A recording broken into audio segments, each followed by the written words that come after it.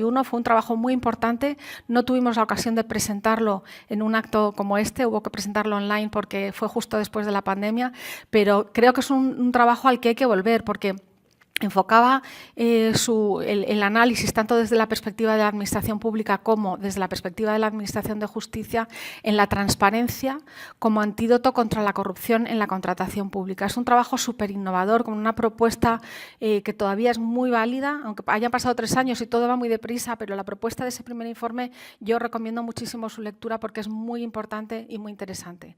Y este segundo trabajo que hoy presentamos hace, como sabemos, referencia a la sostenibilidad como acción pública. Sus autores, Concepción Campos Acuña y Joaquín Delgado Martín, nos van a explicar cuáles son sus principales conclusiones, tanto desde las dos perspectivas, administración pública y de justicia, como en el plano no solo doméstico, sino también internacional.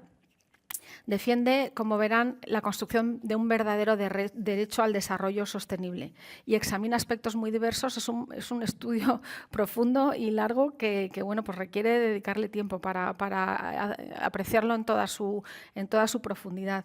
Hace referencia a aspectos como la financiación de los compromisos relacionados con los ODS, las alianzas público-privadas, la tecnología aplicada a este ámbito, el acceso a la justicia de personas en situación de vulnerabilidad o las dificultades que presenta la persecución de los delitos contra el medio ambiente, por mencionar algunos aspectos que trata el informe, que no son ni mucho menos todos. También se invita al sector público a tomar medidas concretas que explicarán, como digo, los autores, a los que agradezco profundamente en nombre de la Fundación todo el trabajo impresionante que hacen, además con una gran generosidad. También al equipo de Aranzadi la Ley, sin el que, desde luego, nada de lo que hace la Fundación podría llevarse a cabo, porque depende básicamente de los recursos humanos y materiales del equipo de Aranzadi la Ley. Y finalmente voy a cerrar estas palabras con el compromiso de difundir los resultados de este informe en las administraciones públicas, estatal, local y autonómica, que antes se nos quejaban de que hablamos demasiado de la administración general y no tanto de las administraciones autonómica y local. Y a todas las organizaciones que pensamos que pueden estar interesadas en este trabajo. Así que invito ya a Joaquín Delgado Martín y a Concepción Campos Acuña a que suban a explicar el informe, las conclusiones del informe, y más adelante en una mesa redonda vamos a analizar puntos concretos del trabajo. Mientras subís, leo brevemente vuestros currículum, que son muy impresionantes. Joaquín es magistrado de la Sala Penal de la Audiencia Nacional, doctor en Derecho, miembro de la Red Judicial de Especialistas en Derecho de la Unión Europea. Además, es delegado de discapacidad de la Audiencia Nacional. Gran parte de su actividad profesional y de investigación se ha centrado en la tutela de los derechos de las personas más vulnerables, con las personas con discapacidad, menores, víctimas de violencia de género, etc. Ha trabajado en el Consejo General del Poder Judicial y también en el Ministerio de Justicia como director general de Relaciones con la Administración de Justicia. Acaba además de publicar una monografía con el sello La Ley sobre Derecho Procesal Digital y además es súper prolífico, un autor que no para de publicar y ha colaborado últimamente en obras colectivas sobre el reglamento el Reglamento Europeo de Inteligencia Artificial.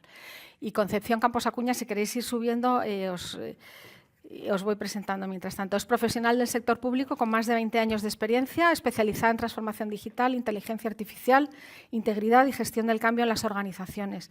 Colabora con entidades públicas y privadas en la implementación de la inteligencia artificial ética y en procesos de digitalización. Además, es codirectora de Red Localis y de la Cátedra de Buen Gobierno Local, siendo además profesora de Derecho Administrativo en la Universidad Rovira i Virgili y Senior Fellow de SADE. Preside la Asociación de Mujeres en el Sector Público y participa en múltiples consejos editoriales y asesores, y además ha recibido un montón de premios, del que vamos a destacar hoy el reconocimiento como referente internacional en la promoción de los ODS y la Agenda 2030 de la Red Iberoamericana de Gobiernos e Institucionales. Así que os dejo ya que contéis vuestra parte del informe. Muchas gracias. Bueno, buenas tardes a todos y a todas. En primer lugar, muchísimas gracias por vuestra asistencia, por haber encontrado un hueco para estar hoy aquí. También a las personas que lo ven en streaming y aquellas que en un futuro, estoy convencida que serán muchas, lo verán en la emisión en diferido del mismo. Por supuesto, muchísimas gracias a Aranzadi y la Ley y a la Fundación por la apuesta por poner en marcha este observatorio y por darle esa continuidad, el trabajo y impulso. Muchísimas gracias, por supuesto, a Cristina Retana, a Marta Tobar, a Cristina Sancho, como no, al compañero de Fatiga, a Joaquín y también a Lourdes Bernal, que además el compromiso con los ODS y con la Agenda 2030 de Aranzadi y la Ley se ve no solo en este observatorio, sino también en que dentro de la revista El Consultor de los Ayuntamientos, la revista centenaria, vamos, ya va por su segundo centenario en camino dentro de los ayuntamientos y dentro de todas las entidades locales de España, tiene una sección trimestral que tengo el honor de coordinar, en la que específicamente es el foro de los ODS y de la Agenda 2030, desde la que se pone en valor y se intenta dar a conocer pues una realidad que no siempre es muy conocida, ¿no? Comentábamos ahora antes de entrar cómo todavía dentro del sector público, cuando dices ODS, tienes que explicar. Y la explicación, no creáis que queda mucho mejor. Dices ODS, dices Objetivos de Desarrollo Sostenible, y se te quedan así mirando como, ¿y qué? ¿Qué más? Tienes que dar una explicación. Por supuesto, si esto lo trasladamos al conjunto de la ciudadanía, mucho más. Pero qué mínimo que esperar que los poderes públicos sí que estén en esto. Qué mínimo que esperar que desde el sector público, y como luego veremos y se analiza también dentro del informe, tanto el sector público como el sector privado, es verdad, pero sobre todo el sector público está trabajando en estos temas. Como el tiempo es un bien y un escaso y un recurso poco disponible, voy a intentar dar las ideas fuerza, sobre todo para generar interés. Para generar esto que se dice hype, para que todo el mundo vaya corriendo a dar ahí a la Legalteca, a coger el informe, a leerlo, a tomar notas, a difundirlo, a divulgar y a utilizarlo como fuente de información, ¿no? Hacía alusión la presidenta de la Fundación, Cristina Sancho, a que en el primer informe había habido muy buenas conclusiones. Es verdad. A mí me lo han pedido a través de redes sociales, compañeros de universidades, lo he visto citado en trabajos académicos, en libros. Es decir, es una gran labor. Con este segundo no esperamos menos, ¿no? El camino siempre es al alza. ¿Por qué el título de este informe? ¿Por qué el objetivo de este informe centrado en la sostenibilidad y en el papel que tienen los poderes públicos en el mismo? Bueno, cuando empezamos a pensarlo y a comentar, porque claro, con la amplitud de la agenda, de los objetivos, las metas de los ODS, cuando el trabajo para decidir cuál es el informe, cuál es el enfoque que vamos a utilizar, no es sencillo, ¿no? Y ahí, desde luego, pues agradecemos también el apoyo de todos los responsables de la editorial para llegar al punto que yo creo que en este caso nos ha quedado el punto de cocción extraordinario, ¿no? Era justo el que había que tocar. Bueno, pues es el tema de sostenibilidad, ¿no? Y siendo conscientes, además, de algo que no vamos a entrar hoy porque no tenemos tiempo para ello, que en ocasiones es como una palabra mágica o una palabra, pues un poco, digamos que complicada de utilizar en según qué foros. Pues la idea es precisamente convertirla en lo que es de verdad, ¿no? En un concepto, en un derecho, un referente para la igualdad, para la sociedad, para la mejora de la vida de las personas, que yo creo que este es realmente, ¿no? No es un concepto mágico, no es algo con lo que evocando la Agenda 2030 y la sostenibilidad vayamos a cambiar el mundo simplemente, pero tampoco es un concepto que está dañado, ¿no? Ni que produce ningún tipo de daño. Al contrario, se escoge este porque nos parecía muy importante, por una parte, y como primer objetivo, centrar el tema de sostenibilidad. Miméticamente, si salimos a la calle y hablamos de sostenibilidad, ¿cuál será el calificativo que hará cualquier persona? Ambiental, medio ambiente. Y esto no solo es eso. Es, pero no solo es. Y es más, las otras patas, la social, la económica, la gobernanza, son tan importantes como ellos, porque si no, esto es una construcción de carácter transversal, ¿no? Podríamos decirlo desde ese punto de vista. Y nos parecía muy importante intentar romper con ese equívoco, ¿no? Y decir, no, pues estamos hablando de sostenibilidad, pero estamos hablando de mucho más que de gases de invernadero, de la huella ecológica, ¿no? De mucho más. Estamos hablando precisamente de los derechos de las personas, de la sociedad, de la economía que debe de soportarlo y de un moderno de buen gobierno, ¿no? Ese ODS 16 que evoca, pero que también vemos a través del ODS 17 cómo evoca las alianzas con las distintas instituciones. Como digo, no me quiero extender porque efectivamente hay que generar el suficiente interés. Por lo tanto, primer punto, en el informe pretendemos, y creo que lo hemos conseguido, intentar disipar esa confusión que existe con carácter general en esa mímesis que se hace entre medio ambiente y sostenibilidad, dando una visión clara. Se ofrecen herramientas de carácter internacional, de carácter nacional, que se hace desde España, por supuesto, también. Pero se habla de algo más. Se habla también de una fuente de financiación, como decía la presidenta de la Fundación.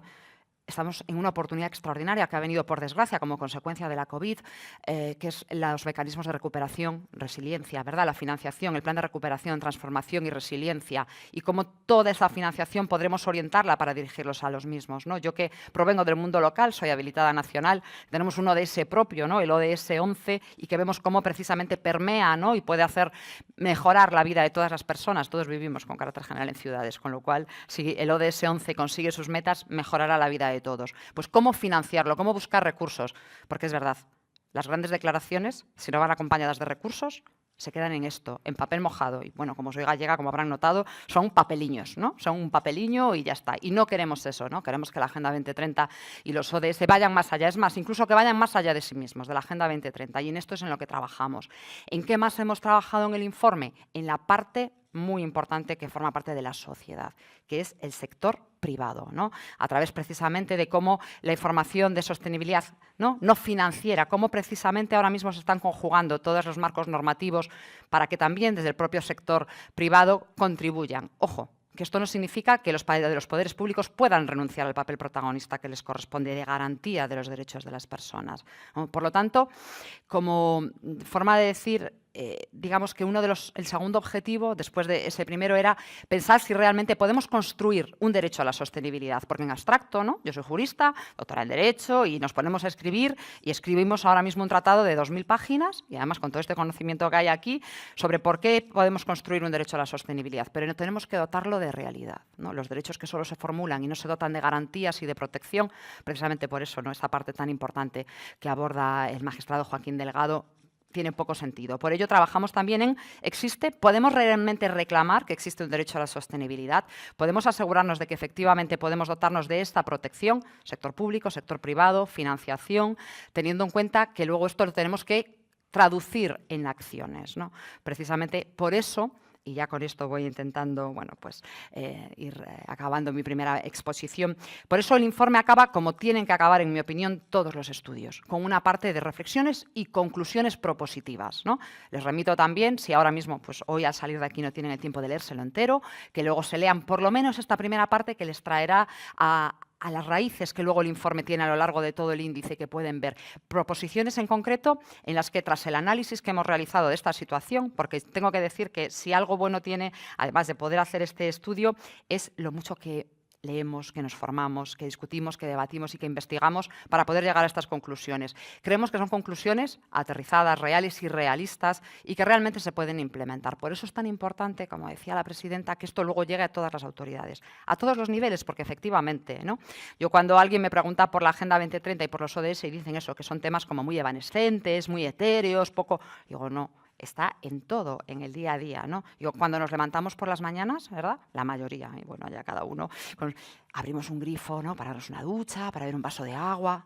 El agua llega, ¿cómo? Precisamente, esa es precisamente una de las grandes riquezas, a través de los servicios públicos que prestan los ayuntamientos, a través de los ODS. Esto requiere también una construcción, ¿no? Una apuesta de los poderes públicos para garantizar el derecho al agua, que es algo que aquí tenemos como muy claro que tenemos, pero que forma parte de la riqueza y del crecimiento de cualquier país. Por eso, como decía, les remito a todos a ver el informe, agradeciendo de verdad la oportunidad a Aranzadi y la ley de haber podido participar en el mismo, y sobre todo a que cada una de las personas que vean o lean este informe, vean esta charla o lean el informe, a que piensen cómo en su día a día, porque hemos hablado de las empresas, hemos hablado también del sector público, pero yo creo que cada uno de nosotros también puede contribuir de una forma real y efectiva a conseguir que estos objetivos del desarrollo sostenible sean realidad. Así que, bueno, muchísimas gracias y seguimos hablando.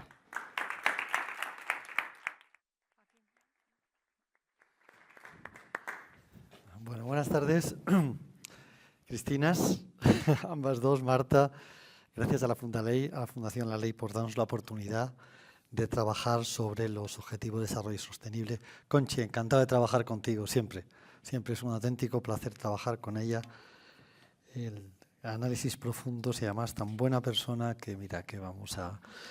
Bien, ella se ha referido pues digamos a la cara A del sistema de derechos, el derecho al desarrollo sostenible. Yo voy a hablar de la cara B, que es la protección de esos derechos por el sistema de justicia. Porque yo me hago la siguiente pregunta. ¿De qué sirve reconocer derechos si en caso de violación o incumplimiento no existe un poder judicial, un sistema de justicia en general, que no solamente está compuesto por jueces y magistrados, un sistema de justicia que vele por el cumplimiento, que mueva el cumplimiento? Ese es el punto de partida de mi intervención. Y efectivamente la justicia en los objetivos del milenio estaba absolutamente ausente, no existía. Hemos tenido la suerte de que en la Agenda 2030 ya se recoge el ODS 16, y luego en el Pacto para el Futuro, que se acaba de aprobar en septiembre del 24 por la Asamblea de Naciones Unidas para dar un impulso a los ODS, pues se sigue manteniendo y haciendo una especial hincapié en el papel de la justicia. Esta justicia, que al final es una llave, es el derecho bisagra, el derecho humano al acceso a la justicia, la llave es el derecho bisagra para el resto de derechos. Y afecta tanto a la dimensión social como a la dimensión económica, como a la dimensión ambiental de la sostenibilidad. Los derechos económicos, sociales y ambientales quedan en papel mojado si luego no se impone su cumplimiento. Yo voy a referirme a 4 ideas básicas. La primera idea básica se refiere a la dimensión social, por tanto, la inclusión social, a la dimensión económica, por tanto, a la dimensión de crecimiento económico. Y ahí quiero aludir a una idea esencial de los objetivos de desarrollo sostenible y que es básico en el ODS 16, que es una justicia para todos. Tenemos que garantizar que las personas en condición de vulnerabilidad tengan acceso a la justicia para defender sus derechos, sin discriminación alguna. Estoy pensando en niños, niñas y adolescentes, en personas con discapacidad, en migrantes, en personas adultas mayores, estoy pensando en minorías étnicas, etcétera, etcétera, etcétera. Este es el primer gran examen que realiza el informe en relación con la relación justicia y ODS. La segunda gran idea se refiere a la dimensión ya ambiental, porque la justicia tiene un papel clave también, no solamente para tutelar el papel que tienen las administraciones para aplicar la normativa en derecho al medio ambiente, sino tiene otro papel muy, muy importante. A través del sistema penal, de la jurisdicción penal, sirve de palanca para reprimir y para castigar las conductas más graves. Si no existiera el derecho penal, ¿dónde estaríamos en materia medioambiental? La tercera de las ideas que quiero destacar afecta a las 3 dimensiones del derecho a la sostenibilidad, tanto a la social como a la económica y a la ambiental, que es la justicia eficiente. Necesitamos una justicia eficiente que sea capaz de dar respuesta, que amparo a esos derechos económicos, sociales y ambientales, con sus 3 patas, que además coinciden con varios de las normas jurídicas que se han aprobado en los últimos años. Una primera, de eficiencia procesal, la segunda, eficiencia organizativa, y la tercera, eficiencia digital. En la eficiencia ya se han dado pasos. Se aprobó este paquete de decretos leyes, el 5 del 23 y el 6 del 23. El 5 del 23 más procesal, el 6 del 23 más digital, la eficiencia digital. Tenemos ahora un proyecto de ley de eficiencia organizativa que acaba de aprobar el Congreso, irá pronto al Senado. Bien, se han dado los primeros pasos, pero todavía queda bastante camino. En materia digital nos queda una dotación de medios efectiva y nos queda también el reto de la inteligencia artificial, que a mí me da mucho miedito, de verdad, la inteligencia artificial. Sé que nos ofrece grandes beneficios a todos, pero a mí me da mucho miedo cómo va a afectar a nuestros derechos. Desde el punto de vista de la eficacia procesal, se han dado pasos, pero necesitamos una clave básica para todo nuestro sistema, que es una nueva ley de enjuiciamiento criminal. Basta de chapuzas, basta de parches, necesitamos un nuevo sistema procesal penal completo, y no estar con un sistema procesal penal del siglo XIX abordando problemas del siglo XXI, pese a los parches que ha habido.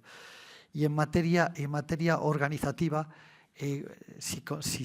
cuando se aprueba definitivamente en el Senado la Ley de Eficiencia Organizativa, ya tenemos las bases para crear los tribunales de instancia, para sustituir los juzgados de paz por oficinas municipales y para dar un último impulso a lo que hemos llamado estos años, fijaos, la nueva oficina judicial, que ya tenía que estar más caduca, pero todavía no está implantada en todo, sí, en las jurisdicciones y en todo el Estado.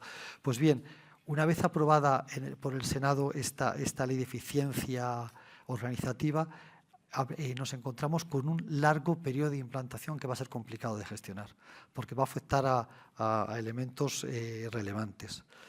La cuarta idea que quiero trasladar ya tiene que ver directamente con el medio ambiente, que no es lo único de la sostenibilidad, pero que nos preocupa especialmente, porque hemos accedido a distintos informes internacionales y, por un lado, destacan que en los crímenes contra el medio ambiente, la Interpol afirma que es el cuarto tipo de delitos por volumen en el mundo.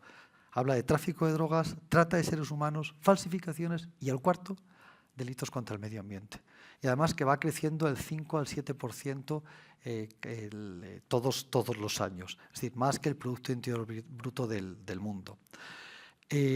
Frente a ese grave problema de los delitos contra el medio ambiente, nos encontramos con que el sistema penal no es suficiente, no está haciendo lo suficiente para perseguir esos delitos. Cuando ha habido una directiva aprobada en el año 2024, una nueva directiva de la protección penal del medio ambiente. El plazo de transposición es en febrero del 26, me parece, no me lo sé de memoria. En la evaluación que se hizo para dar pie a esta nueva directiva, se habla de las terribles carencias del sistema penal y lo mal que lo estamos haciendo desde el sistema penal para perseguirlo. Por cuestiones porque es muy complejo perseguirlo, porque está muy deslocalizado, porque hay redes organizadas, porque genera grandes beneficios, por muchas cuestiones las que nos llevaría muy lejos. En todo caso, frente a esta insuficiencia, pues en el informe proponemos que se incremente los mecanismos para mejorar la efectividad del sistema penal en las 5 dimensiones. Una primera dimensión normativa. Tiene que haber tipos penales adecuados, se han ido adecuando este tiempo, pero la da una vuelta de tuerca a la directiva del 2024. Tenemos que adaptarla bien en el periodo de adaptación. Tiene que haber sanciones disuasorias y proporcionadas para hacerlo. Desde el punto de vista de la dimensión operativa, el sistema penal tiene que tener medios suficientes para investigar, enjuiciar los delitos y ejecutar la pena una vez se dicte. Pues bien, ahí primero necesitamos un aumento de medios, que eso es consustancial a todos los ámbitos de la Administración de Justicia. Pero después necesitamos también una adecuada coordinación entre todos los actores que estamos aquí en materia de lucha contra el medio ambiente, jueces, fiscales y autoridades administrativas. Y por último, también es muy importante la idea de especialización. Especialización tanto de personas como de órganos encargados del enjuiciamiento o encargados de la persecución. Una tercera dimensión es la dimensión internacional. Los delitos contra el medio ambiente tienen un claro componente transnacional, por tanto hace falta la cooperación internacional, judicial, penal y entre autoridades administrativas. Luego tiene una dimensión patrimonial, y en esa dimensión patrimonial primero hay que seguir, como dice la Unión Europea, follow the money. Hay que perseguir los beneficios y conseguir recuperar los beneficios generados por... ¿Qué? Sí. Eso sí que hace pupita de verdad. Eso hace pupita de verdad. Y luego también los delitos contra el medio ambiente tienen también un elemento de reparación del daño causado, que en muchas ocasiones es muy difícil, sobre todo por este componente transnacional. Y por último tiene una dimensión empresarial. En esa dimensión empresarial el informe se refiere al menos a 2 puntos. En primer lugar, a un adecuado tratamiento de los whistleblowers, de los alertadores, que eso tiene una normativa, una directiva que ha sido traspuesta en España, pero lo que es absolutamente insuficiente es el tratamiento de esos whistleblowers cuando van al proceso penal o las personas que colaboran con la justicia. No se ha hecho ninguna reforma ni del Código Penal ni del proceso penal para abarcar esa figura, con lo cual no tienen una protección mayor que el testigo protegido, que es absolutamente insuficiente en nuestro ordenamiento. Y por último, con esto ya termino, en esta dimensión empresarial también me voy a una idea que quiere transmitir la propia directiva del año 24. Las empresas, el derecho penal también tiene que actuar contra aquellas empresas que no hacen lo suficiente como para evitar que la propia empresa cometa delitos. Estamos hablando de una compliance en materia de delitos contra el medio ambiente. Pues bien, desde el informe, ¿verdad, Concha?, queremos contribuir a poner en el debate público estas cuestiones y que los objetivos de desarrollo sostenible realmente seamos capaces entre todos los poderes públicos y también todas las entidades privadas, seamos capaces de ir avanzando en ese camino y no con ese tirón de orejas que nos acaba de dar en septiembre del 2024 la Asamblea de Naciones Unidas sobre ese pacto para el futuro que realmente ha surgido por la insuficiencia de lo que estábamos haciendo en los ODS. Bueno, muchas gracias. Voy a pedir a Rubén Vaz y a Juan Vaquerizas, por favor, que suban al escenario y tenías un escalón ahí. Bueno, ya, es que estás muy en forma. Por favor, siéntate. Les voy a presentar, ya habíamos anunciado, estaba previsto que participara en el debate hoy el secretario de Estado de Justicia, que en el último momento no ha podido asistir por un compromiso de mucha más relevancia que este, y hemos tenido la suerte que Juan Vaquerizas, que es asesor del gabinete de la Secretaría de Estado de Justicia, ha venido en su lugar y conoce muy bien el informe y ha estado analizándolo en los últimos días para ayudar precisamente al secretario de Estado, con lo cual hará un papel excelente. Y Rubén Vaz, que es subsecretario del Ministerio de Derechos Sociales, Consumo y Agenda 2030. Voy a presentar muy brevemente con 2 líneas a cada uno para que sepamos de quién estamos hablando. En el caso de Rubén, es licenciado en Derecho y tiene una amplia formación en Dirección Pública, Liderazgo Institucional y Defensa Nacional. Es funcionario de carrera del Cuerpo de Gestión de la Administración Civil del Estado, actualmente en excedencia, y de la Escala Técnica de Gestión de Organismos Autónomos del Estado. Además, ha ocupado numerosos cargos en el sector público, es autor de estudios sobre la dirección pública profesional y está en posesión de la Cruz de la Orden del Mérito Policial con distintivo blanco, ¿verdad? Y luego Juan Vaquerizas, que muy brevemente he tomado nota de 2 o 3 cosas, no tengo un currículum tan extenso, perdóname. Sé que eres juez de carrera, ¿no? Que has sido juez de primera instancia en Barcelona, ¿es así?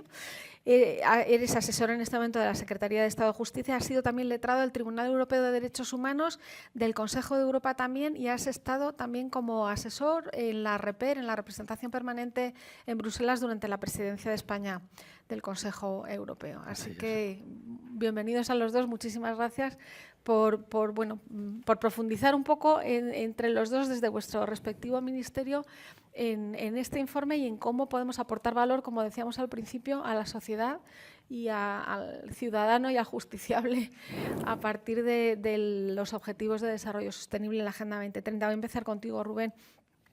Cuéntanos qué papel desempeña precisamente el Ministerio de Derechos Sociales, Consumo y Agenda 2030 en el desarrollo y la implementación de los ODS. Bueno, Cristina, en primer lugar, ¿se me oye? Sí. En primer lugar, pues nada, muchísimas gracias por la invitación a este acto. Ahora se te oye mejor. Que al final, bueno, pues es reflejo efectivamente lo que comentaban antes Joaquín y Conchi, de esa interacción que tiene que haber entre el poder público y, en este caso, el sector privado, y que además la Fundación Aranzadi y la Ley, con el prestigio que tiene, pues evidentemente cuando recibí la invitación, pues para mí de verdad es un verdadero placer y casi una obligación estar aquí. Quiero también aprovechar, en primer lugar, porque he tenido la ocasión de leerme el informe y deciros de verdad enhorabuena, Joaquín y Conchi, porque es un informe muy completo, además da una visión efectivamente de la sostenibilidad en sus 3 ámbitos, no solamente ceñido al medio ambiente, sino también al ámbito económico y al ámbito social. Tocáis aspectos fundamentales como es el de la financiación, que también hacíais referencia, la medición, la rendición de cuentas, la colaboración público-privada, que esto es algo que en el sector público ya viene de lejos, pero efectivamente todavía tiene mucho recorrido y en esta materia de sostenibilidad es que es fundamental. No podemos hacer nada, ni el sector público ni el sector privado solos, menos en esta materia.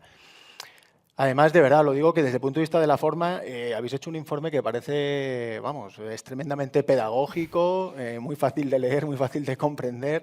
Me parece más bien un manual para todo el mundo que tenga interés. Yo le invito a que lo pueda leer. Y además, con mucho rigor científico. Se ve que habéis hecho una labor de investigación muy potente y de verdad que para mí ha sido muy interesante leerlo, he aprendido mucho, así que os doy la enhorabuena por el excelente trabajo que habéis hecho. Bueno, por poner un poco en contexto esta situación, porque claro, hablar de lo que hace el Ministerio de Derechos Sociales, Consumo y Agenda 2030, así de repente, pues puede quedar un poco descafeinado, ¿no? Vamos a hablar en primer lugar, quiero indicar que esto es algo que hunde sus raíces en el ecologismo. Efectivamente, luego ha tenido otras dimensiones, pero la idea de lo sostenible viene cuando el ser humano ya no puede negar que su impacto en la Tierra pues está generando una degradación de todos los recursos. A partir de ahí se produce un cambio trascendental a nivel tanto individual como colectivo, reivindicaciones sociales, sobre todo desde mediados del siglo XX hacia aquí, ¿no? Y como ejemplo citar pues, el primer Día de la Tierra que tuvo lugar en el año 70 en Estados Unidos, donde el 10% de la población de Estados Unidos salió a la calle y a las plazas para reivindicar actuaciones concretas por parte del gobierno en la defensa del medio ambiente. Luego, claro, llega el año 87 con el informe Brundtland, que ya habla de desarrollo sostenible y este informe es fundamental, define el desarrollo sostenible como aquel que permite satisfacer las necesidades del presente sin comprometer la capacidad de las generaciones futuras de satisfacer sus propias necesidades. Claro, aquí esto es un concepto que vincula 2 aspectos fundamentales como es el desarrollo económico y la protección del medio ambiente. Y además, a partir de aquí ya se incluye en las agendas políticas de todos los gobiernos de los estados esta materia. Los avances científicos, tecnológicos, los primeros vuelos hacia el espacio, pues pusieron claramente de manifiesto con fotografías desde la atmósfera de la desertización, deforestación, la contaminación, incluso la existencia del agujero de la capa de ozono, que, bueno, simplemente decir que es de la dimensión de 3 veces Brasil o 2 veces Europa. Claro, esto supuso un cambio de paradigma muy potente.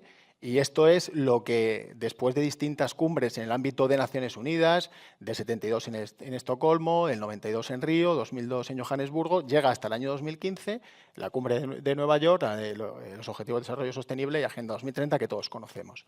Y es ahí donde yo ahora incardino la labor del Ministerio, porque si no, no se puede entender. Nosotros no somos personas y, sobre todo, porque es verdad que esta es una materia y me está encantando el trato que habéis dado en el informe, porque está fuera de cualquier tinte de carácter político, pero lo cierto es que no es así. Y cuando ya vemos un PIN o vemos los ODS, ya parece que estamos hablando de una ideología concreta y por eso he preferido hacer este breve recorrido histórico.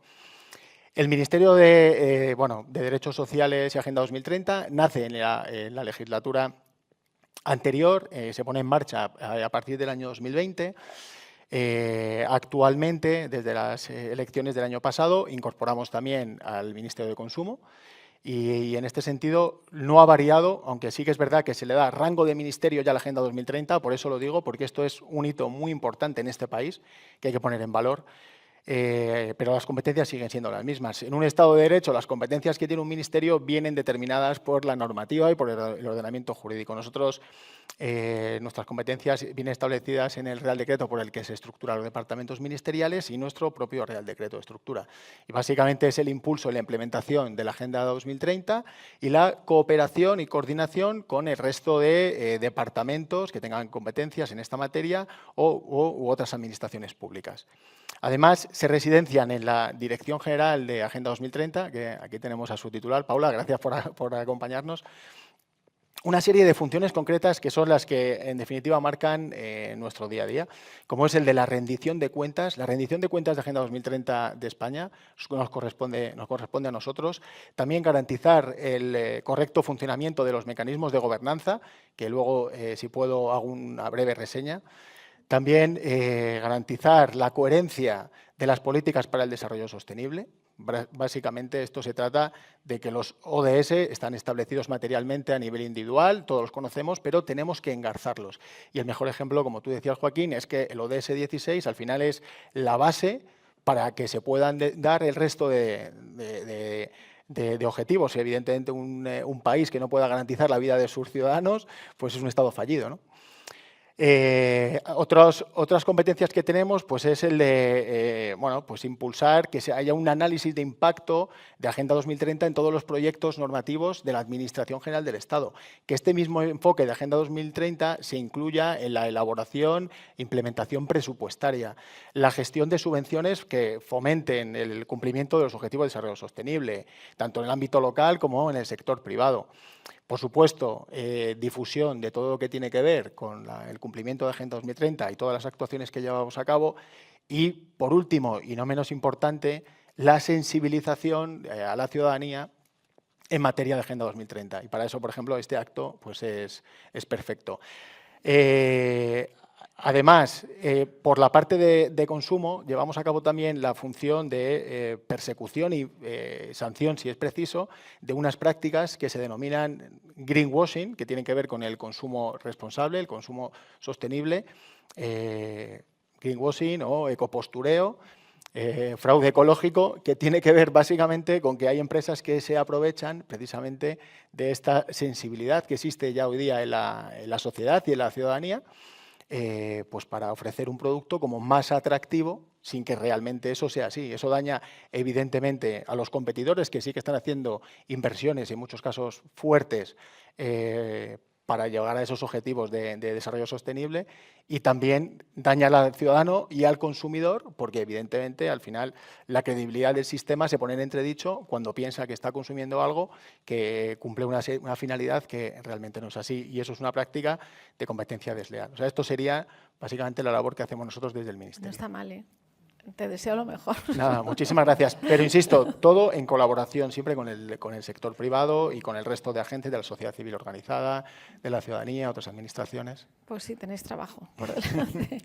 Me gustaría preguntarle ahora a Juan, desde el Ministerio de Justicia también y como jurista de largo recorrido ya, ¿qué opinas de la propuesta del informe que hace de la construcción y consolidación de un verdadero derecho al desarrollo sostenible? Bueno, yo lo primero quería agradecer en nombre del secretario de Estado la posibilidad de intervenir en este acto y disculpar su asistencia. Como ya has dicho antes, un compromiso de última hora disculpadísimo. le ha hecho imposible estar aquí. Él quería deciros en primera persona gracias por la invitación, gracias por el informe, gracias por este trabajo que le parece profundamente interesante y que desde luego recomienda su lectura con mucho interés. Y ya en cuanto a la pregunta que acabas de formular, bueno, yo creo que el derecho al desarrollo sostenible, el derecho humano al desarrollo sostenible es la evolución lógica de la propia doctrina de los derechos humanos, ¿no? Los derechos humanos nacen en primer lugar como derechos civiles y políticos, luego están, todo esto lo recoge el informe también, los de segunda generación, que son los económicos y sociales, ahora se habla incluso de tercera y cuarta generación. Pero lo cierto es que si bien en un momento inicial los derechos humanos estaban como muy compartimentados y muy separados unos de otros, la propia evolución del concepto de derechos humanos lo que hace es que al final estén tan interconectados que no se pueda hablar de derechos civiles y políticos si no existen a la vez los económicos y sociales. Y el derecho al desarrollo sostenible, inicialmente ligado a las cuestiones medioambientales, pero que al final se muestran como presupuesto de otros derechos, como el derecho a la vida, el derecho a la salud, etcétera, pues forma parte esencial de los derechos humanos. Entonces, quizás de momento no está reconocido de manera expresa, pero de hecho ya lo están aplicando de desde luego a nivel internacional ya es la Declaración Universal de los Derechos de 1948, los pactos civil económico, esto a nivel general, a nivel particular, el Convenio Europeo de Derechos Humanos, que nos traen todo esto hasta la promulgación de la Agenda 2030 y que luego a nivel nacional también se va reconociendo en los distintos países y en concreto en España tiene el origen en el artículo 45 de la Constitución, que está vinculado al medio ambiente, pero que luego al final se extiende a todo, ¿no? Con lo cual el siguiente paso, si se quiere doctrinal, será el reconocimiento expreso de este derecho, pero ciertamente sí, claro, es natural, es un paso natural. Fantástico, habéis acertado.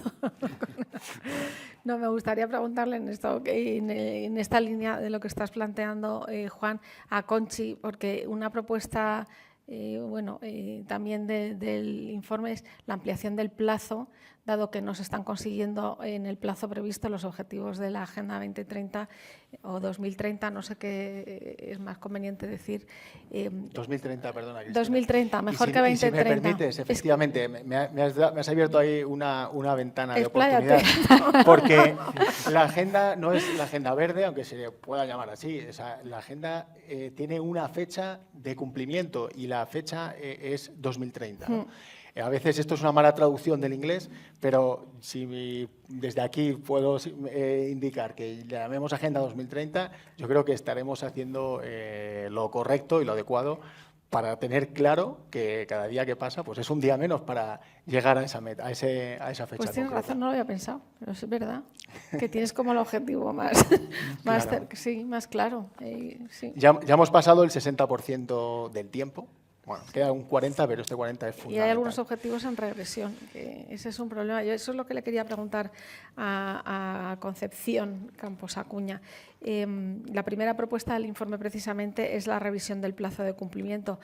Pero en un momento como el actual, en que el modelo está cuestionado desde algunos sectores, ¿tiene sentido el aplazamiento de esa fecha o quizá tendría también sentido en un momento dado buscar otro modelo? No sé cómo lo ves. Sí, bueno, yo diría que la propuesta se enfoca sobre todo a reajustarlo.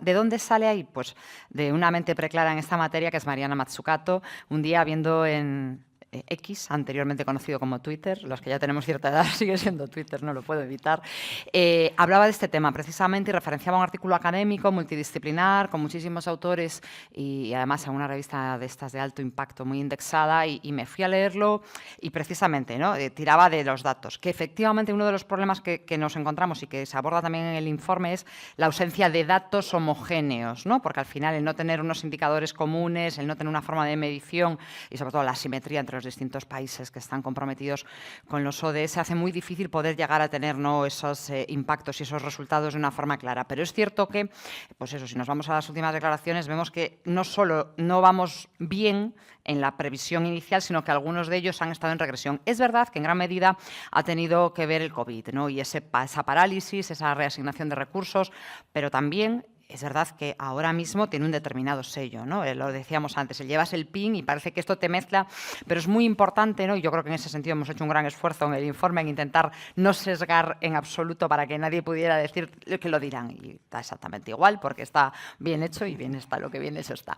Pero es muy importante intentar ser realistas, porque tampoco creo que sea interesante o que pueda ser productivo a las finalidades del mismo llegar al 2030, no al 2030, o sea, al 2030 ya nos queda corregido a todos. Muchas gracias, Rubén. Con la idea de hemos fracasado.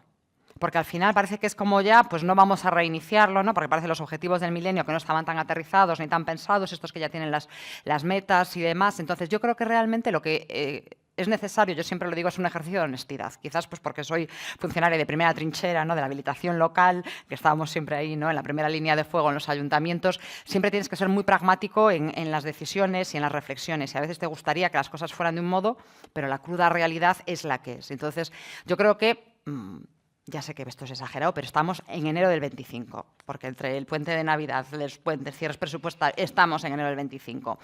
Y el reloj no parece que vaya a avanzar demasiado bien, sobre todo si vemos un poquito también, porque tenemos que tenerlo en contexto, ¿no? Pues que algunos poderes públicos en determinados estados igual no están yendo en la ideología más proclive, ¿no? Y o que puedan tomar las decisiones más adecuadas para poder avanzar en determinados países cuya aportación o no aportación va a ser muy significativa, ¿no? A veces parece que como que la Unión Europea rema sola, ¿no?, en un mar ahí de náufragos. Entonces yo creo que quizás sería interesante aprovechar este impasse, ¿no?, que ahora estamos todavía en un horizonte, pues secuenciarlo, ¿no? En el artículo al que hacía referencia de Mariana Mazzucato et al., no me dejo a los demás fuera, sí que es verdad que lo que hace es revisar y establecer como nuevos hitos e ir segmentándolo, apareciendo nuevas metas, ¿no? No es directamente todo lo que habíamos pensado para el 2030, venga, patada para adelante y nos lo llevamos al 2050, que algunos igual ya ni estamos y podemos decir que hemos hecho todo lo posible. Sino en ese ejercicio de realismo, tenerlo en cuenta ahí, ¿no?, desde esa óptica. Hemos visto las cumbres del clima, porque aunque efectivamente los ODS no son solo clima, no son solo medio ambiente, pero estamos viendo que a nivel de compromisos globales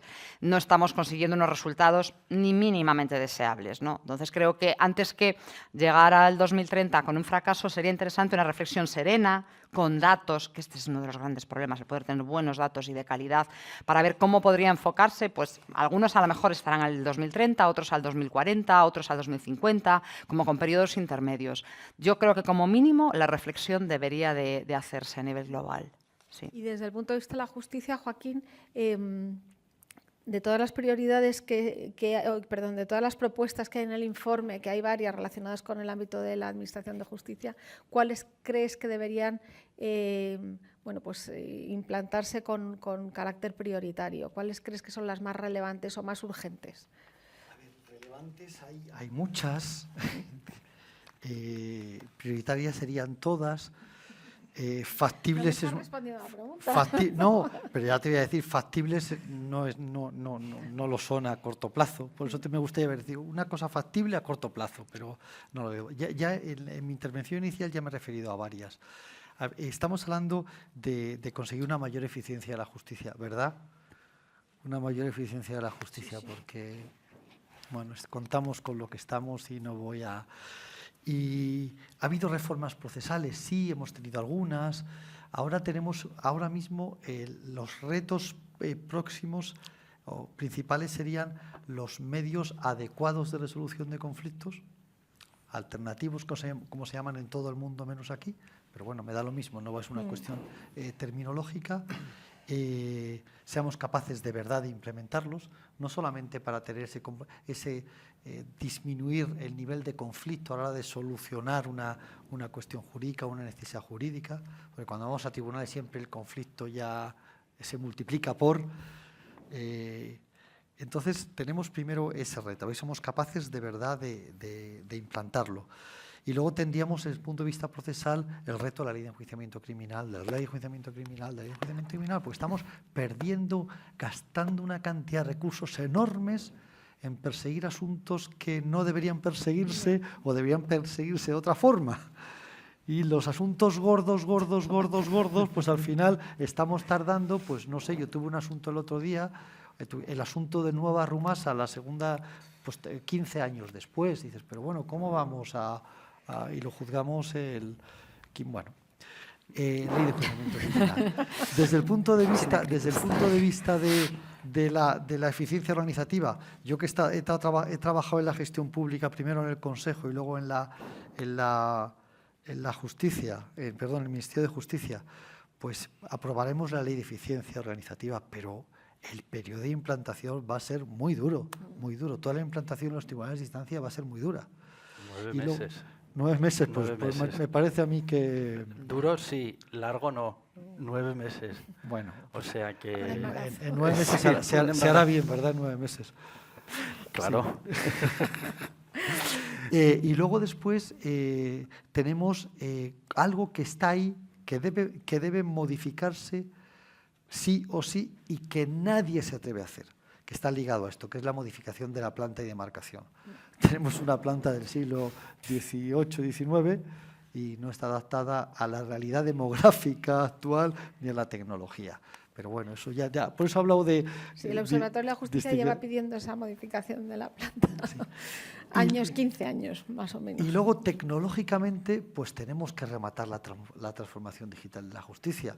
Se nos dice que vamos muy atrás, sí, pero ya hemos hecho muchísimas cosas en transformación digital de la justicia. He hecho un montón de cosas, pero todavía nos queda muchísimo. Tenemos que consolidar el expediente judicial electrónico, de tal manera que esté en todas las jurisdicciones en todo el Estado, que no lo está. Tenemos que consolidar el principio de orientación al dato para que realmente funcione todo lo demás, para que después podamos poner solución de inteligencia artificial y para que podamos poner cualquier solución tecnológica avanzada.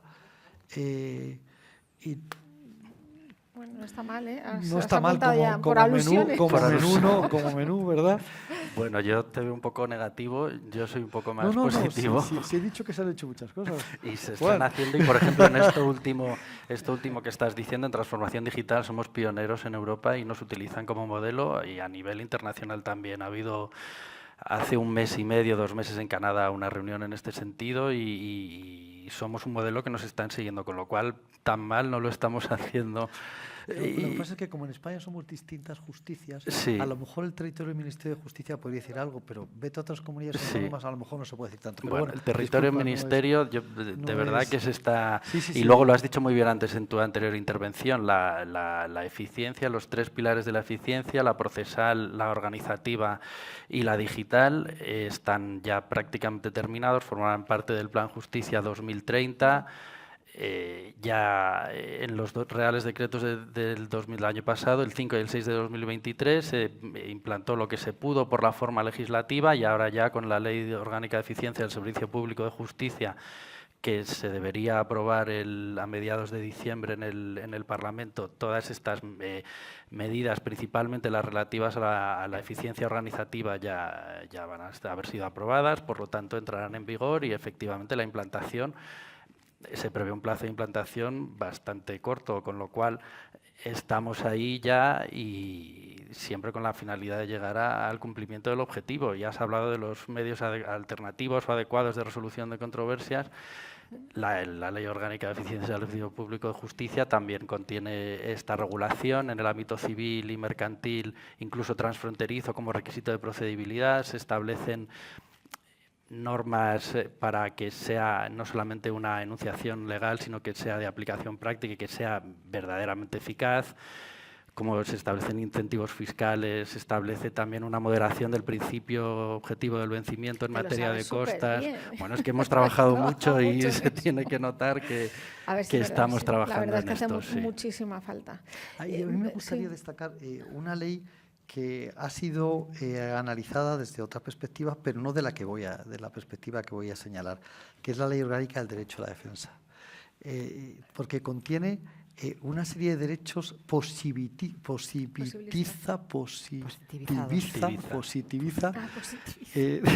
determinadas declaraciones que se han ido haciendo en soft law durante los últimos años y se han positivizado. Estoy pensando en todos los derechos que se recogieron en la Carta de Derechos de los Ciudadanos en 2001, que ahora ya se han recogido en una ley como tal, y eso que me gustaría destacarlo, que no afecta solamente a lo que es el derecho de defensa, sino que afecta a todo el acceso a la justicia. Ese punto de vista es una ley que invito a leer y a ver si somos capaces de aplicarla bien todos, ¿verdad? Bueno, tenemos un proyecto en Aranzadi y La Ley, de una sección específica del diario La Ley sobre este tema en particular, porque creemos que merece una atención enorme y va a dar muchísima literatura en los próximos meses, porque hace falta aterrizarlo, ¿no? Quería también, volviendo al tema de la sostenibilidad, preguntarle a Rubén, desde los poderes públicos, dando por bueno que existe o que puede existir un derecho al desarrollo sostenible o a la sostenibilidad, ¿qué se puede hacer desde los poderes públicos para facilitar la implementación y el refuerzo de este derecho? Pues mira, es que esta pregunta, Cristina, es tremendamente compleja, porque como hablamos, sostenibilidad es un término... La culpa es de Conchi. Es un término poliédrico en sí mismo, porque es lo que hablamos, tiene varias dimensiones. Si nos vamos a la RAE cuando define sostenibilidad como cualidad de sostenible y a su vez define sostenible como aquello que perdura en el tiempo sin consumir recursos o sin causar grave daño al medio ambiente. Claro, extraer de ahí un derecho como tal exige un trabajo realmente muy profundo.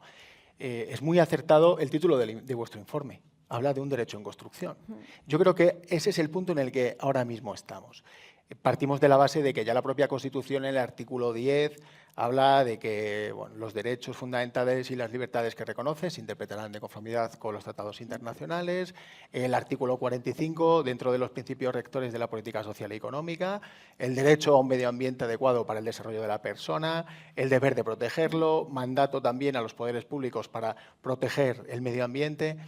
Entonces, ya tenemos una base, todo esto se complementa con normas a nivel europeo, como puede ser la de diligencia de vida, normas ahora en transposición, la de información no financiera que tienen que dar las empresas. Y, ojo, eso es muy relevante, porque información no financiera de las empresas, la financiera la van a tener que dar. Pero la no financiera, los aspectos sociales, medioambientales, eso va a suponer un cambio total y absoluto de paradigma. Como vemos aquí también, estamos implicados todos, tanto los poderes públicos como el sector privado. Hablaba Conchi antes de una cosa que es muy relevante y es el poder medir, que también, claro, nosotros en esa materia y en materia de rendición de cuentas, que somos el ministerio competente, esa es nuestra competencia, ahí tenemos una gran carencia. Nosotros no existe una evaluación real de las políticas públicas. Entonces, ¿cuál es el impacto en los ODS de la actuación de los poderes públicos? Fíjate con la cantidad de No lo recorte sabemos. que hace la empresa privada.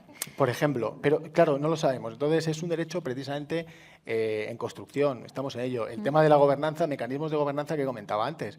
En el año 2020 ponemos a funcionar una comisión delegada del Gobierno de Agenda 2030. Existen 5 comisiones delegadas del Gobierno. La de Asuntos Económicos, que es la más famosa, la de Seguridad Nacional, la de Inteligencia, la de Reto Demográfico y Agenda 2030. La Agenda 2030 es la más coral de todas, porque hay 21 ministerios representados, de los 22 ministerios que existen. El único que no está es Defensa.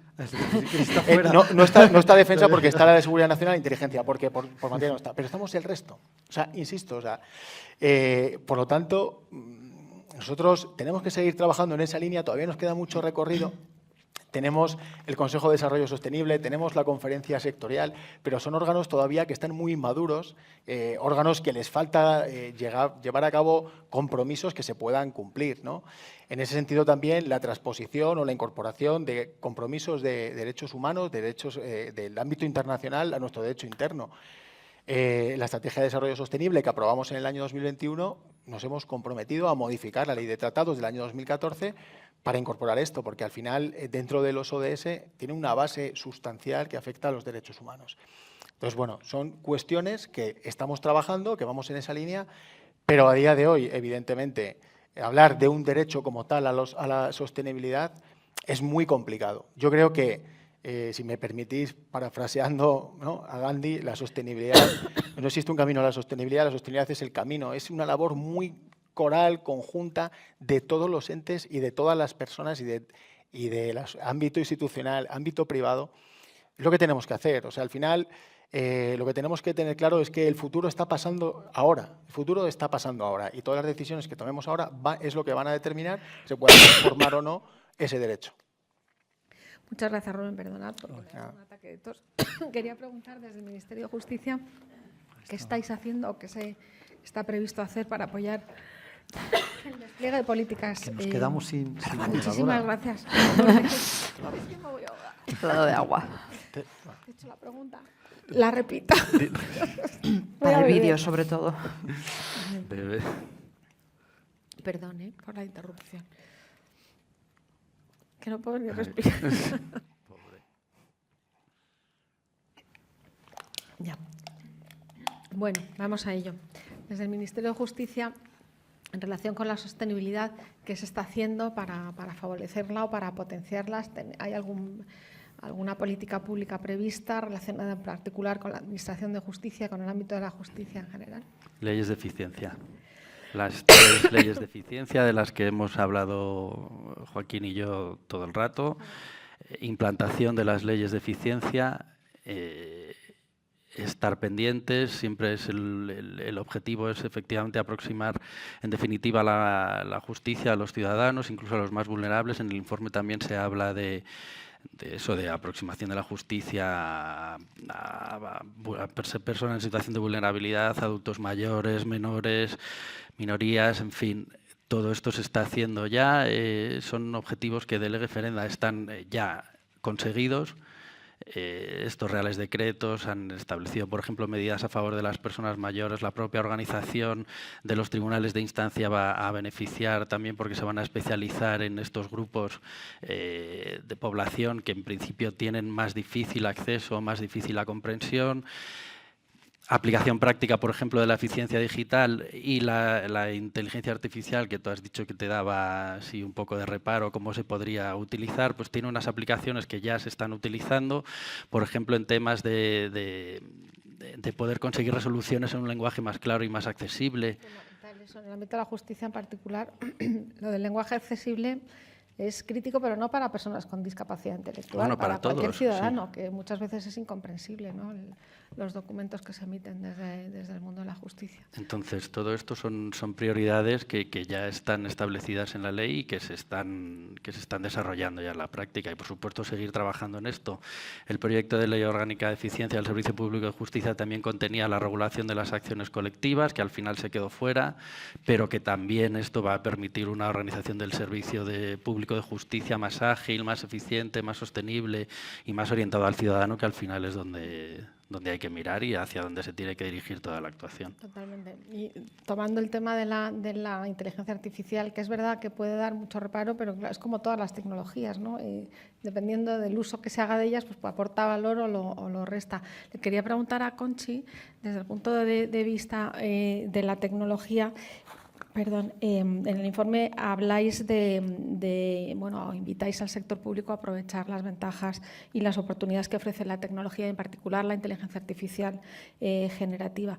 Y habláis de la inteligencia artificial verde por diseño. ¿Qué aporta esta tecnología o qué valor aporta a la mejora de la sostenibilidad en el ámbito público? Sí, bueno, yo creo que un informe en el año 2024 no podía no hablar de la inteligencia artificial, evidentemente, y aunque Joaquín ha dicho esto, es un gran experto en inteligencia artificial y es una maravilla escuchar sus charlas. Animo a todos a que se las descarguen o la vean online porque sabe mucho y mucho además de la inteligencia artificial aplicada.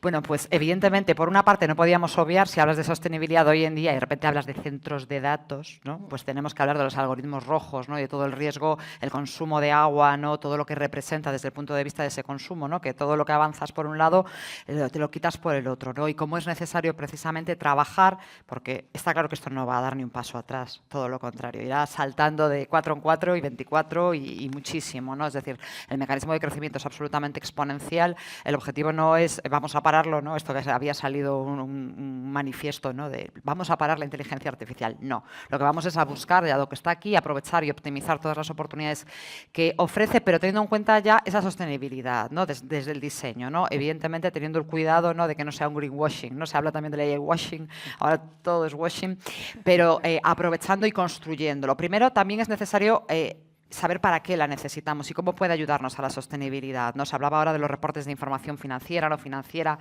los datos, ¿no? Lo que no se mide no puede mejorar. Si tuviéramos toda la información de lo que hace el sector público, hablaba Rubén de la evaluación de las políticas públicas, pero no nos pasa solo con sostenibilidad, con carácter general en España y en hilo tempore, encontrar una evaluación real frente a lo que exigen al sector privado, ¿no? De información en evaluación de políticas públicas es muy complicado porque en muchos casos no se trabaja con indicadores, ¿no? Y ahí no quería dejar de hacer una breve referencia a que todas esas cargas de información, ¿no? Y de obligaciones del sector privado no siempre van a grandes multinacionales ni a grandes empresas, ¿no? También sobrecargan, evidentemente, de una forma muy importante a otros sectores pues, menos favorecidos o menos disponibles de medios y que en cierta medida quizás sean también, sean caja de resonancia, ¿no? De ese cierto disgusto contra la sostenibilidad, porque solo ven como una fuente de obligaciones, de muchísimas cargas, ¿no? Y que en ese sentido quizás podríamos aprovechar esta tecnología, la de la inteligencia artificial, para, por una parte, recopilar la información desde el primer momento, ¿no? Teniendo en cuenta, yo siempre digo que el metadato es un chivato, ¿no? Porque es verdad, tú puedes contar lo que quieras, pero de repente si yo no te reporto un discurso, sino que te tengo que ofrecer datos, te tengo que ofrecer indicadores, tengo que tener los KPIs, todos, pues de repente ya el discurso que a lo mejor te habías montado no te da porque no tienes el soporte de los datos y por eso es tan importante, ¿no? Y que lo hayas puesto de relieve. Sí, de las fuentes, de los datos. Claro, no, datos de calidad, datos estructurados, por supuesto, ¿no? Esto ya ahí es un debate. Con lo cual yo creo creo que ahí tendríamos que trabajar, por una parte, viendo todas las oportunidades que nos ofrece, el impacto que puede tener tanto para el sector público como para el privado, para poder hacer ese reporte de carácter internacional, pero también a nivel nacional, pero teniendo en cuenta siempre el tema de sostenibilidad. Hace poco salía una noticia, ¿no?, de un centro de datos que se va a alojar en una determinada comunidad autónoma en España. Claro, los aplausos eran generalizados porque cuántos empleos iba a traer, cuánta riqueza. Pero claro, todo el coste que va a tener a la par, ¿no?, en términos de sostenibilidad, no se ponía sobre la mesa. Y aunque se pusiera, quizás se vería como, ¿no?, luditas, ¿no?, los nuevos luditas que no quieren la tecnología. Creo que por eso es muy importante ir trabajando en esa tecnología también sostenible, porque al final será una capa más que tengamos que añadir en el término de la sostenibilidad y aprovechando siempre los datos, por supuesto. Y apuntando a eso mismo que decías, y en materia de innovación no solo tecnológica, yo creo que tenemos mucho que aprender de otros países. Todos los 4 tenéis una experiencia internacional muy interesante. Joaquín acaba de volver de Bolivia y me gustaría, para cerrar ya, porque nos hemos ido 5 minutos del tiempo, una última pregunta para que nos apuntes si es que conoces alguna buena práctica en el ámbito de la sostenibilidad a nivel internacional que podamos aplicar a la Administración de Justicia, que es tu punto fuerte, o a la Administración en general, pero vamos a la de Justicia en particular. ¿Estás viendo por ahí cosas que se puedan hacer en España y que no estamos haciendo? Te contesto con las plataformas online de resolución de conflictos. Las hay en España, hay algunas que dependen de determinadas entidades privadas, de consumo, pero creo que sería bueno reflexionar sobre la creación de plataformas online desde el servicio público de la justicia.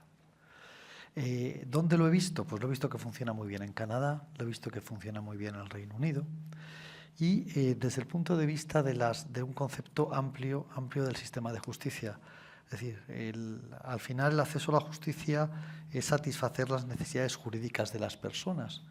Y por un lado tiene una parte de empoderamiento, es decir, saber qué derechos tengo y cómo los puedo defender, ante quién tengo que acudir para defenderlo. Una segunda parte que es, bueno, voy a solucionar mi conflicto, mediación o sin acudir a tribunales. Y una tercera parte, la propia resolución por tribunales. Serían las 3 patas básicas de ese acceso. Bien, pues esas 3 patas se pueden afrontar desde plataformas online de resolución de conflictos, de litigios. Primero, con toda la parte de información al ciudadano sobre sus derechos y sobre cómo defenderlos. Ahí la inteligencia artificial está llamado a hacer un gran papel, con BOPs y con otras. En segundo lugar, todo lo que es la solución con intervención de las propias partes, todo lo que es la e-mediación. Incluso cuando no funciona esa inmediación, ya que pueda haber una resolución online del conflicto por parte de algún ente judicial. Tanto tramitación online como decisión online. En Canadá, en Quebec, en Toronto lo he visto y funciona bastante bien. Y eso pues se llevaría consigo, probablemente sea una justicia del futuro. Y luego me gustaría acabar con 3 ideas básicas de inteligencia artificial, porque yo decía que tengo miedito porque tenemos que tener cuidado con lo que se va a hacer. O sea, posibilidades enormes. La lectura fácil, la anonimización, eso es muy sencillito. O lo que estáis utilizando para gestión pública, se puede. El problema es cuando ya tocamos con decisiones que pueden afectar a las personas. Y ahí digamos que hay 3 elementos básicos para la inteligencia artificial, ¿no? 3 retos enormes. Primero, la humanización, que haya un control humano y una supervisión humana adecuada. Fíjate de lo que estoy hablando, sobre todo en esta aceleración de toda la inteligencia artificial. Segunda cuestión es la vulnerabilidad. Hay un informe, hay un alto, ¿cómo lo llaman?, el alto órgano asesor de Naciones Unidas en materia de inteligencia artificial acaba de sacar un informe en septiembre de 2024, antes de ayer, donde llama la atención sobre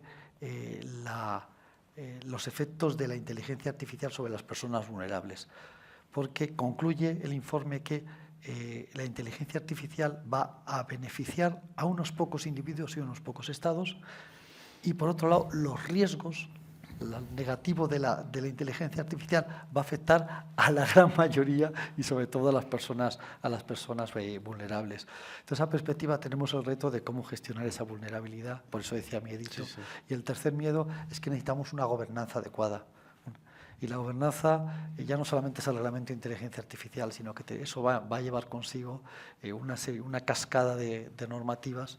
Y en justicia, pues tenemos que estar muy atentos, y el Comité Técnico de Administración Judicial Electrónico, CTAG, y el Consejo General del Poder Judicial, como autoridad de protección de datos de la justicia, pues tendrá que hacer muchas cosas para controlar esa supervisión humana y esta Tenemos tareas para todo el mundo. Sí, pero no, simplemente le decía a Juan que mi miedito viene por esas razones, no por los beneficios, que hay muchísimos y los doy por hechos, porque tecnológicamente se puede hacer cualquier cosa casi ya con la inteligencia artificial. Oye, no sé, ¿querías añadir alguna cosa? Pues yo creo que vamos a cerrar ya porque nos pasamos 10 minutos de la hora. Siento que no haya habido turno de preguntas, pero hay que ser respetuosos con las agendas.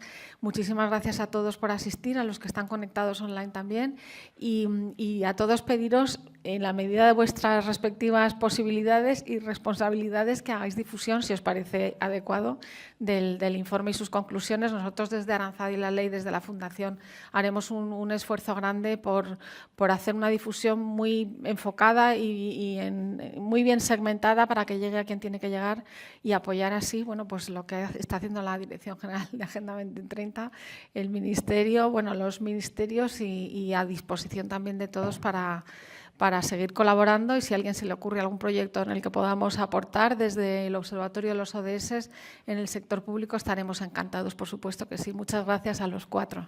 Muchísimas gracias.